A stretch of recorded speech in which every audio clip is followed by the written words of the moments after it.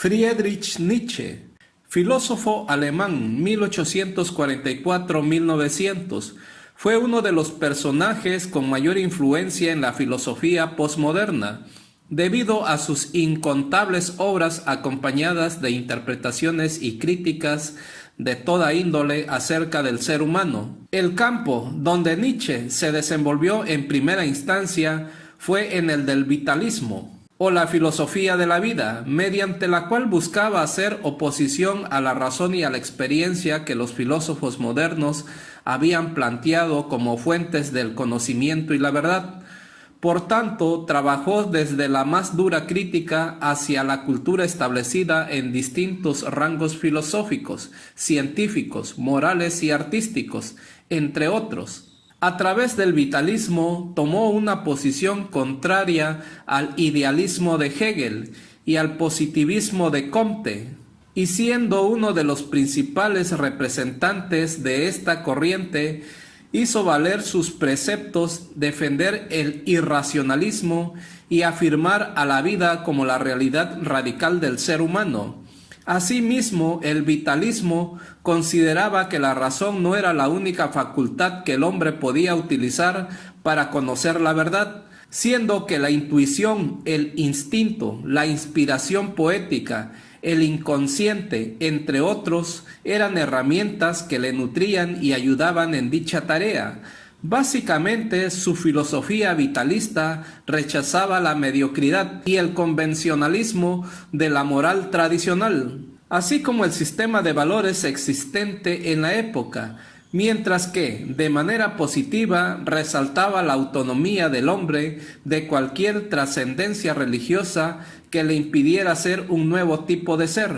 El nihilismo fue aquello a lo que Nietzsche catalogó como un elemento que no brinda valor alguno a la vida, que hace que se desvalorice y que se sustituya por un valor ficticio por encima de ella, como puede ser el cristianismo o el mismo Dios.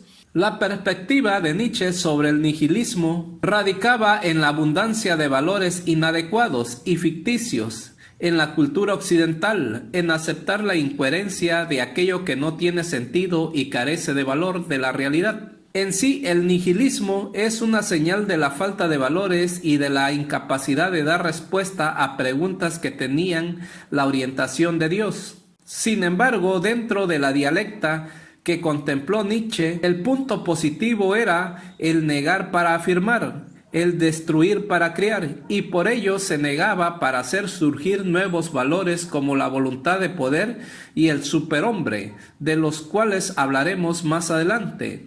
Y siendo que consideraba que la cultura occidental poseía un vicio desde su formación, radicado en lo racional y lo dogmático, comprendía que esa decadencia solo se oponía a la vida y a los instintos afectados a la filosofía, a la religión y a la moral. La transmutación de los valores. Nietzsche plasmó en varias de sus obras su visión particular sobre los valores, a los cuales consideraba como los problemas esenciales de la filosofía.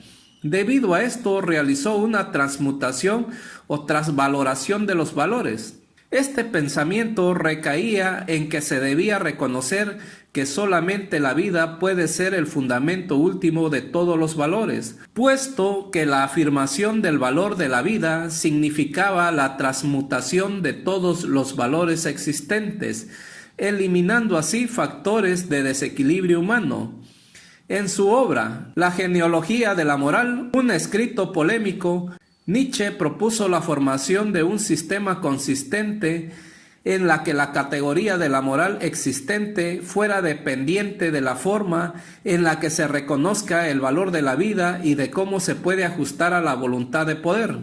Dentro de ello reconocía dos tipos de morales. Número 1, moral de señores, de sentido noble y funcional, desde la contraposición de lo bueno y lo malo, siendo lo bueno en cuanto eleva el individuo a la afirmación de la vida, lo bello, feliz y grato a Dios, Número 2. Moral de esclavos, de sentido mediocre y vengativo contra la vida superior, siendo de igual manera la moral de la democracia que busca igualdad para todas las personas y que engrandece a las acciones que hacen soportable la vida de los débiles.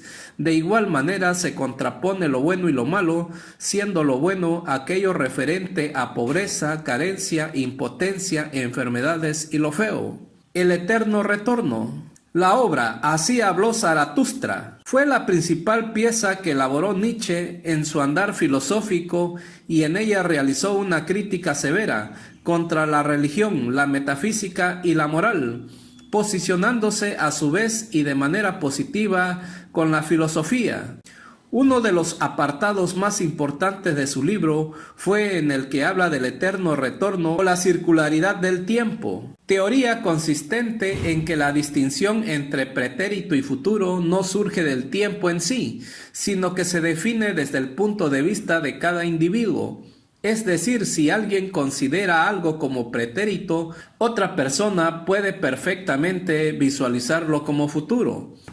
Ante ello aseguraba que para las personas era importante que tomaran cada instante creador y alumbrador del paisaje entero del tiempo como un relámpago, haciendo un ejercicio de similitud entre la creación y la muerte de las nuevas formas.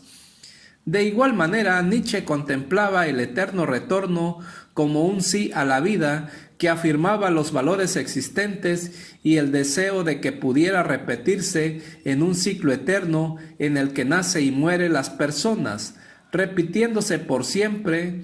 Esto es porque cada hecho de la vida tiene una importancia infinita al suponer que todo volverá a suceder tal y como ha sucedido, y por ello debemos vivir una vida que deseamos vivir una y mil veces. El superhombre, el planteamiento más importante en la historia de la filosofía por parte de Nietzsche fue el del superhombre, concepto que brindó la posibilidad de visualizar al hombre de una forma distinta.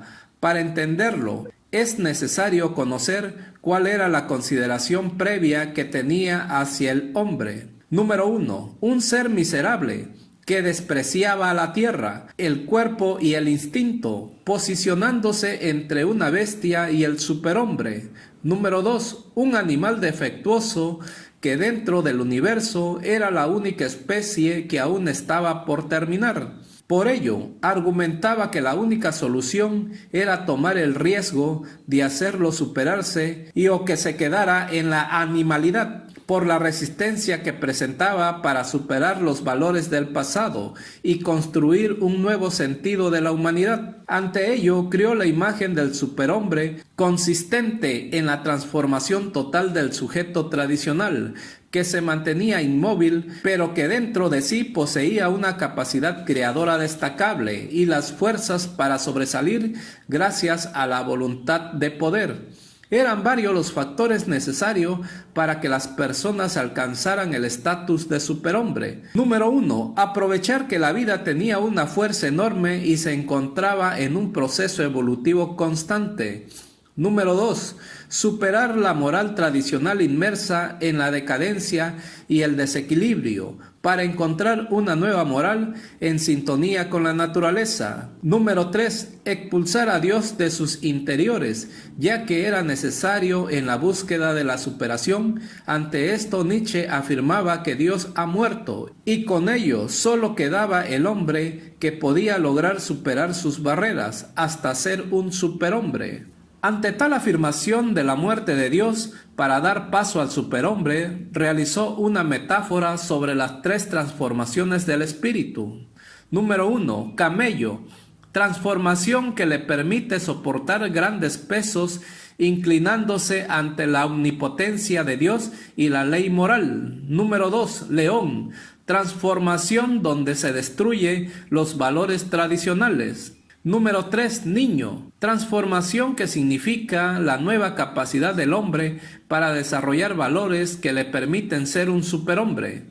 Una vez lograda esta transformación, las características del superhombre consolidado eran: número 1. Ansia de vivir. Tiene una real preocupación por la vida corporal, la salud, el placer y otro tipo de virtudes que atesora con amor como la fuerza física, el poder, etc. Número 2. Superación. Ha logrado superar la moral tradicional cristiana y no está atado a ningún precepto moral que se encuentre encima del bien y del mal. Número 3. Superior. Considera aceptable las jerarquías entre los hombres, puestos que la igualdad conduce a la moral, que no permite las condiciones de superhombre. Número 4. Valores. Ha podido modificar su serie de valores, su forma de valorar y de vivir. Número 5. Terrenal. Es fiel a la tierra y se aleja de concepciones metafísicas o relacionadas a Dios. Número 6. Poder. Vive la voluntad de poder, que le permite tener conciencia de las ansias de vivir, de dominar y cambiar al mundo, sus valores y la condición de señor y esclavo. Número 7. Retorno. Comprende la capacidad del eterno retorno, ya que es capaz de querer el futuro y desear volver al pasado.